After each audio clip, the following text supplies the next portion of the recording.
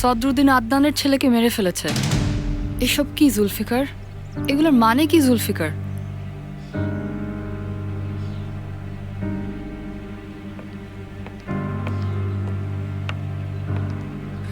ও কোথায়?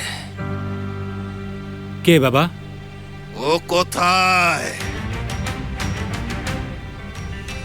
সদরুদ্দিন!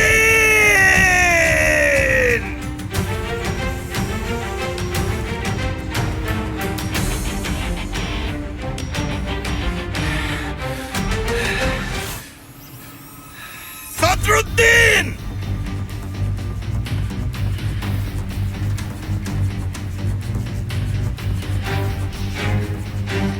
সদরুদ্দিন! সদরুদ্দিন! সদরুদ্দিন! সদরুদ্দিন!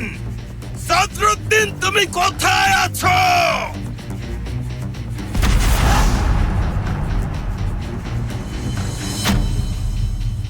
বাবা তোমাকে ডাকছেন। উনি চিৎকার করছেন কেন?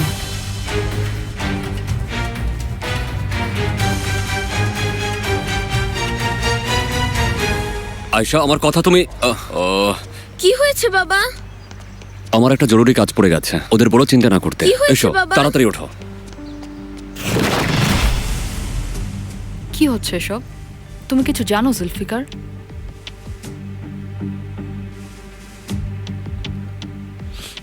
আমি জানতাম এমনটা হবে। কি জুলফিকার? তাড়াতাড়ি ওকে খুঁজে নিয়ে এসো, তাড়াতাড়ি।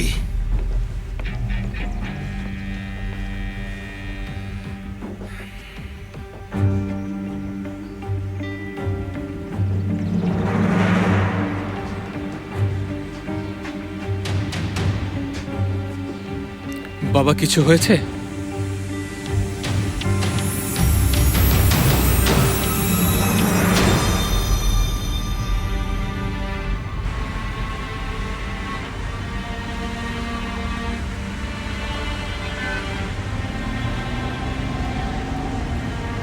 বাবা কি হচ্ছে এসব? শক্ত হয়ে বসো, আমি এখন খুব জোরে গাড়ি চালাবো, পরে তোমাকে সবকিছু বলছি।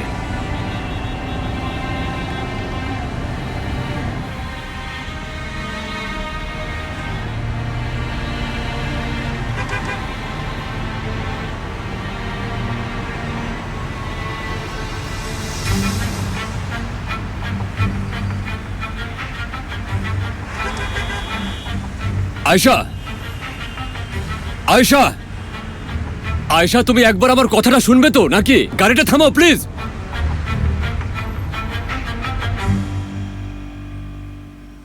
খুশি হতাম যদি তুমি আমার সন্তান না হতে।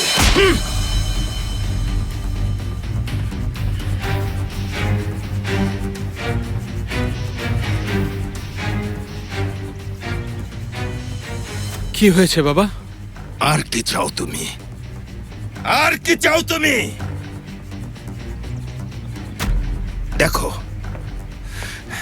দেখো, দেখো তুমি কি করেছো, দেখো।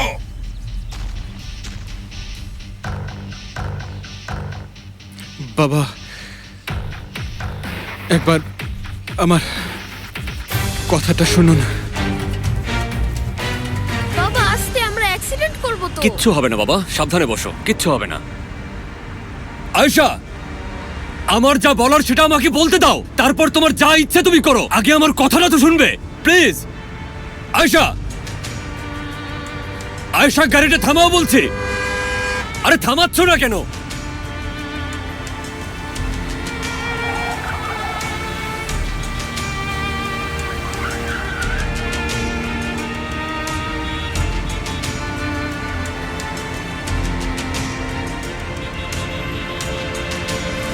বলো,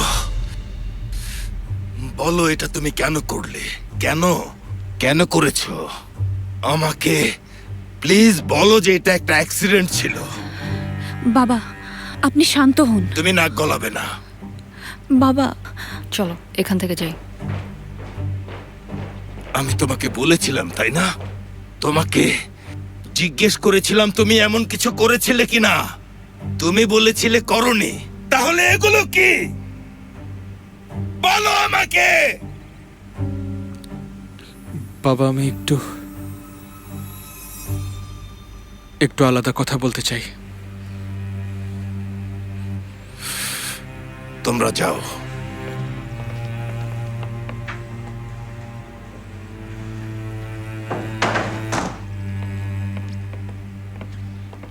সেমা, এসব কি হচ্ছে? সদরুদ্দিনের কোনো দোষ নেই। আচ্ছা, তুমি কি এগুলো সব জানতে সঙ্গুল?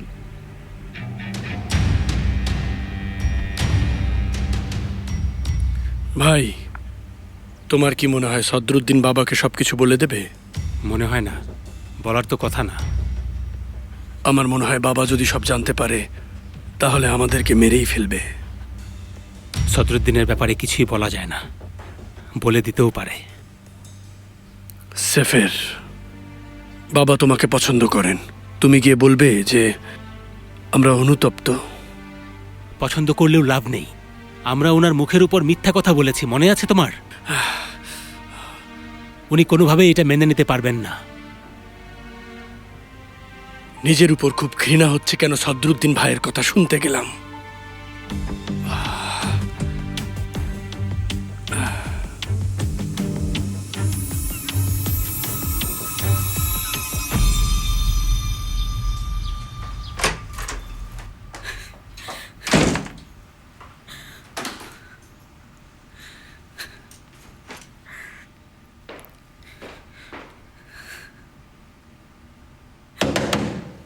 আয়শা,